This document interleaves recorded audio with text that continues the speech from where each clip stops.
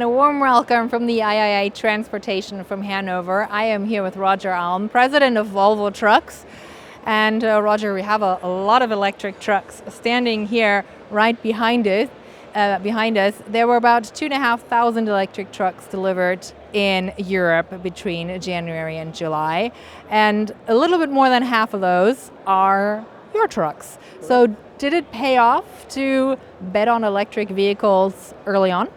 Firstly, we are very proud of what we have achieved, and we started our battery electric production in 2019. Now we have 4,200 battery electrical trucks out in commercial operations in 48 countries around the world. We have delivered now electrical trucks to all continents and in all climate conditions. We're holding a market share in Europe of 51%, in North America of 40%, and here in Germany we have a market share of 50% of battery electrical trucks. We are investing in the future, and we are then scaling up this volume together with our customers to make that business even more sustainable. Okay, so here in Hanover you have quite a large booth with lots of electric vehicles sitting around. Can you tell me a little bit about what you are showing here? We are showing our global product range, and this year we have made the biggest launch ever. We are renewing our global product range around the world, both for the conventional trucks and cab-over trucks. And we are then taking down fuel consumption on the combustion engines with 10% on the conventional part, and then 5 to 8% on the cab-over. And we are also then increasing our product range of electrical trucks. So we are going from 6 models to 8 models of battery electrical trucks in serial production. And this is what we are showing to everybody and to our customers. And I also have to say that we have done a solution for all customers in all markets and in all segments for a zero emission or a low emission product. Okay, well, let's talk a bit about how we get these electric trucks off the booth and on the road. In Germany, for instance, there's no longer a subsidy for electric trucks. That's true in a lot of European countries. What does it need to get these trucks on the road, to get customers interested in switching to electric mobility? Of course, everybody needs to come together. It's about working together in all dimensions, what we can do to really scale up then the volume of battery electrical trucks. And it's only not for the battery electrical trucks, it's then to reduce the CO2 so we get a better climate to live in, and that is what we need to achieve, all of us together. But to do that, we have the product range now as Volvo Trucks with 8 models into serial production. We can do it from that point of view. We need also now to get electricity. We need to then have the grid of electricity. We need to have charging infrastructure. But then it's also then that we need to put the price on CO2 to really get this to move. So no subsidies, but a price on CO2 to kind of get people interested in looking at electrifying their fleets a bit more quickly.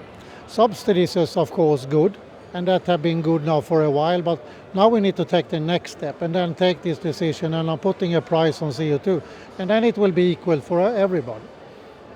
So at Volvo, when you say zero-emission trucks, you're obviously not just talking about battery electric trucks, you're also talking about fuel cell. How long do you think you can actually afford to bet on both of these technologies, and for what use cases are there for fuel cell where a battery electric vehicle cannot work?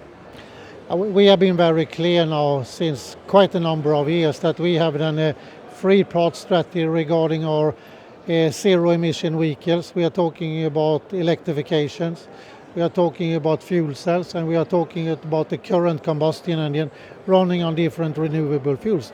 And we need to have this wide range of different solutions because we need to support our customers in all kind of different segments and in all kind of different solutions as well that our customers is operating. So therefore we need to have this three-part strategy of the different technologies.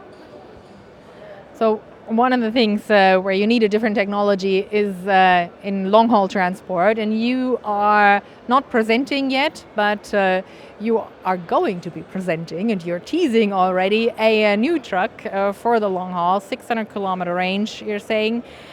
Is there a point where you say, okay, we need more range, like we do with passengers' cars? Every manufacturer says, oh, my car can go further. Or is there a point where you say, okay, that's how far a truck has to go, and no kilometer more? Now, as you mentioned, that we have today announced and that we are going with a 600 kilometers product, and we are then putting into a new e-axle, a new technology into our model range. And that is of course a huge step forward, that we are reaching out to a longer distance. But we also then be aware about that we need to then develop them for different applications, and we need to then look into the customers, how are they driving, what kind of routes are they driving, so we are then maximizing how many batteries do they need to have on the product, so the cost will be there and the range speed will be there at the same time. So it's a close collaboration that we need to have with our customers and mapping their driving, so we then have the batteries, we have the charging stations, so we get the best output for everybody. And if you had one wish for the trucking industry in terms of electric vehicles, what would it be?